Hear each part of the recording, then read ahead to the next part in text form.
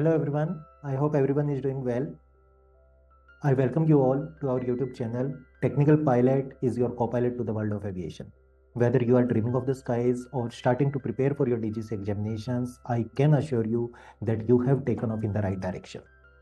So let's not waste the time further and let's dive into today's topic now.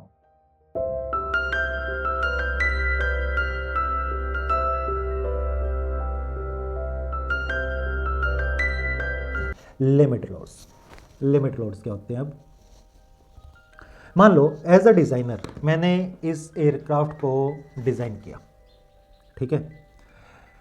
मैंने जब इस aircraft को design किया तो obviously I do all the calculations considering the weight of the aircraft, passenger, fuel, everything. मैंने सारी considerations करके मैंने निकाला कि ये एयरक्राफ्ट अपने मैक्सिमम टेक ऑफ वेट पे let's consider 1000 newton lift produce करेगा।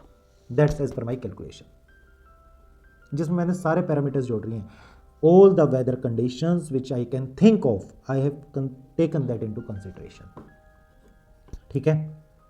ऑल द हैवी से हैवी टर्बुलेंस जो आज तक आया है, खराब से खराब वेदर कंडीशन जो आज तक आई है, जिसमें इस एयरक्राफ्ट को फ्लाई करना पड़ सकता है in future, I have taken everything into consideration. उसके बाद एज अ डिज़ाइनर मैंने बोला कि भाई आप इस एयरक्राफ्ट के विंग्स को 1000 न्यूटन की लिफ्ट प्रोड्यूस करनी है। इससे ज़्यादा लिफ्ट इसको कभी भी प्रोड्यूस नहीं करनी पड़ेगी during its entire life time. Clear? तो आप इसके हिसाब से इस एयरक्राफ्ट की मैन्युफैक्चरिंग कर दो, कोई प्रॉब्लम नहीं है।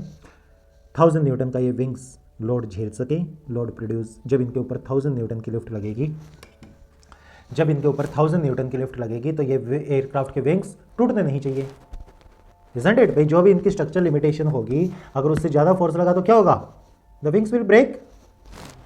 तो डिज़ाइनर ने बोला कि मेरी कैलकुलेशंस के हिसाब से मैंने सारे पैरामीटर्स को एनालाइज कर लिया है, वेदर कंडीशंस ले लिए, जो आज तक का सीवियर से सीवियर वेदर टर्बुलेंस आया है, I have taken that into consideration.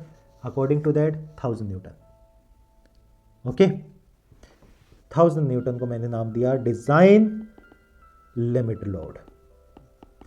Designer के according this is the maximum load that the structure will experience during its lifetime, okay, ठीक है। एयरक्राफ्ट जाता है उसके बाद मैन्युफैक्चरिंग में। मैन्युफैक्चरर बोलता है यार ठीक है तुम्हारी बात, तुम्हारी कैलकुलेशंस 100% एक्यूरेट है, I am not doubting that. Aircraft 1000 Newton से ज़्यादा कभी भी एक्सपीरियंस नहीं करेगा। और तुमने ये कैसे कैलकुलेट किया? तुमने आज तक का सीवियर वेदर कंसिडर कर लिया। क्या तुम गारंटी लेते हो कि कल को इससे सीवियर वेदर नहीं हो सकता? बताओ, हो सकता है। अब मैं तो यार उसी के हिसाब से कैलकुलेशन करूँगा ना जो आज तक का मोस्ट सीवियर वेदर आया है। फ्यूचर में तो कुछ भी हो सकता है, मैं उसको कैसे कंसिडर करूँ, कैसे एनालाइज करूँ? Can't do it, right? Manufacturer बोलता है चलो ठीक है, हम ऐसा करते हैं, जो भी तुमने बोला उसमें 50% सेफ्टी मार्जिन ऐड कर लेते हैं, ठीक है। 50% सेफ्टी मार्जिन ऐड कर लेते हैं, मतलब हम अपने एयरक्राफ्ट विंग्स को डिज़ाइन करते हैं to handle a load 1.5 times of design limit load. मतलब एयरक्राफ्ट विंग्स को मैं मैन्युफैक्चर करूंगा to handle 1500 newton in this case. Clear? ये क्या है? This is ultimate load, ultimate load which the structure can handle. अब अगर 1500 न्यूटन से ज्यादा लोड लगा तो स्ट्रक्चर टूट जाएगा, ठीक है। इसको नाम देते हैं हम डिजाइन अल्टीमेट लोड। अल्टीमेटली आपका स्ट्रक्चर इतना हैंडल कर सकता है। मेरी एक्सपेक्टेशन क्या है? दिस इज एक्सपेक्टेशन, इतना लग सकता है, राइट? इतना लग सकता है। और ये क्या है? स्ट्रक्चर कैन विथस्टैंड, इतना विथस्टैंड कर सकता है, इजंट इट? समझ आया? डी, एक सेकंड बस, डी यू एल अल्टीमेट कहां से? ये यही तो आया मेरा D U L, isn't it? 1.5 times D L L is D U L. D U L divide by D L L is equal to 1.5, जिसको बोलता हूं मैं सेफ्टी मार्जिन। एविएशन में 1.5 is the minimum safety margin required. कम से कम 1.5 होना चाहिए, इससे कम नहीं होना चाहिए। जो भी आपकी कैलकुलेशंस के हिसाब से आपको लग रहा है किसी भी कंपोनेंट पे, नॉट ओनली विंग्स, मैं आपको विंग्स का समझा रहा हूँ, जितने भी आपके एयरक्राफ्ट में कंपोनेंट्स लगे हुए हैं, आपका कंप्रेसर हो गया, आपकी शाफ्ट हो गई, टर्बाइन ब्लेड हो गया, सबके ऊपर लोड लगेगा कुछ ना कुछ, isn't it? As per your calculations, what is the maximum load which can act on the structure?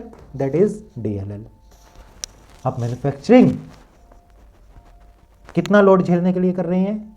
DUL 1.5 times minimum safety margin prescribed है एविएशन में हर कंपोनेंट के लिए। इससे ज़्यादा आप कितना भी रख सकते हो। कॉलेज में हमने जो स्ट्रक्चर डिज़ाइन किया था उसका सेफ्टी मार्जिन रखा था 10, ठीक है। कॉमन एविएशन में between 5 to 10 safety margin is very common. Clear? हाँ बोलिए प्रशांत। हाँ सर, यही वो 1.5 का पूछा था सर, यूनिवर्सल एक्सेप्टेड, तो वो आंसर मिल गया DUL by DLL। यस 1 1. है ना sir? Minimum 1.5 is the minimum जो आपको रखना है। देखो पढ़ो एक बार जल्दी से। Maximum load that the designer expect airframe will experience in service. Designer के हिसाब से मैक्सिमम इतना लगेगा, जिसको बोलते हैं हम standard design limit load. Transport aircraft, transport aircraft is your ये commercial aircraft, cargo aircraft, okay. Generally they experience -1 to 2.5 G, load factor of -1 से 2.5 G तक का लगता है उन पे। Utility, utility is your training aircraft, 4G तक का लोड फैक्टर लग जाता है इन पे। एरोबैटिक, जो एरोबैटिक्स करते हैं एयरक्राफ्ट, 6G तक का लोड उन पे लगता है। They must be capable of handling that. Load on structure increases as the G force increases. G force क्या है? लोड ही तो है, isn't it? G forces as the G force keeps increasing, load factor will keep on increasing. Ultimate load मैंने बताया आपको, maximum load which the structure can withstand without collapse. इससे ज़्यादा load लगा तो स्ट्रक्चर आपका कोलैप्स कर जाएगा, टूट जाएगा, फेल हो जाएगा। Safety factor is ultimate upon limit, DUL upon DLL, DLL into safety factor. Minimum specified is 1.5, इससे कम नहीं होना चाहिए। Clear? Any doubt? Thank you everyone for watching this video. Stay tuned to learn about DGCA subjects, aviation concepts in a more simplified way. And if you have any questions, please feel free to drop them down in the comments below. Do not forget to subscribe so that you are updated with the latest videos. And please follow us on Instagram @technicalpilot.in. Thank you. See you next time.